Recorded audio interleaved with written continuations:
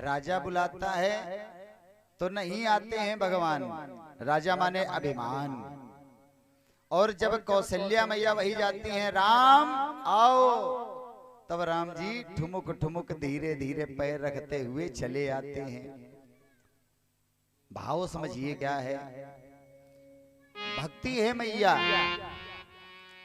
और भक्ति प्रभु कितने भी गंदे हो, कितनी भी उनके धूल लगी हो, लेकिन मां तत्काल उसे उठा लेती है। हम लोग कितने भी गंदे हों, कितने भी खराब हों, कितने भी गलत आचरणों पर चलने वाले हों, और अगर भक्ति करने लगते हैं, समझना भगवान नहीं उठाएंगे, भगवान आपसे कोई मतलब नहीं रखेंगे। भक्ति से आप जुड़ जाओगे, क्योंकि मां को कभी अपने पुत्र की और बेटे की गंदगी दिखाई नहीं देती है।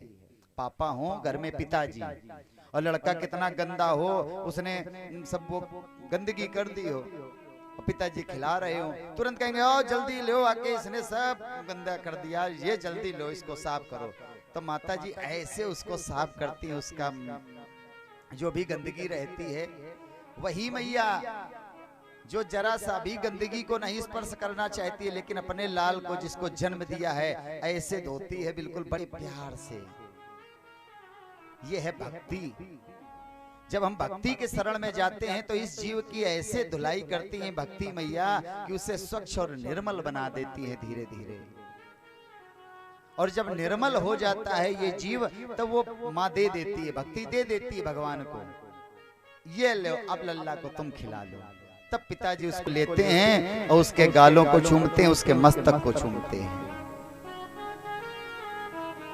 निर्मल मन जन सो मोहि पावा, ये भगवान कहते हैं। और भक्ति जीरो से शुरू हो सकती है। किसी कोठरी में कभी भी प्रकाश ना हुआ हो, एक भी दिन दीपक न जला हो, अंधकार ही रहा हो, हजारों वर्ष से उस कोठरी में अंधकार रहा हो, लेकिन जिस दिन उसके अंदर आप एक दीप जला दोगे, उसी दिन उसमें प्रकाश हो जाएगा।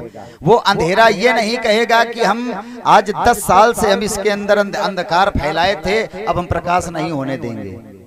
जैसे ही आपने दीपक जलाया पूरा प्रकाश हो जाएगा। जैसे ही जीवन में भक्ति करनी शुरू की, तत्काल भगवान का आगमन तुम्हारे हृदय में हो जाएगा। भोजन करत चपल चित, भोजन करते समय भगवान का चित्त जो है वो चपल हो जाता है, और बच्चों का चित्त वैसे भी चपल रहता है।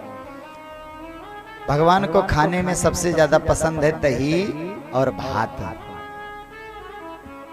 दधि ओदन लपटाई, दशरथ जी खिला रहे, बीच में कटोरा रखा है, भगवान को बैठाए हैं गोदी में, एक हाथ से भगवान को खिला रहे हैं, एक हाथ से भगवान को पकड़े हुए हैं, लेकिन भगवान का ध्यान भोजन पर नहीं है। जो बाल सखा बाहर खेल रहे हैं उन्हीं में ध्यान लगा हुआ है, बाल सखाओं के मध्य में। जैसे ही अवसर मिलता है निकल पड़ते हैं, और भाग चलत किलकत मुख, हंसते हुए दौड़ते हुए भगवान चले जाते हैं। ऐसी बाल लीलाएं कर रहे हैं।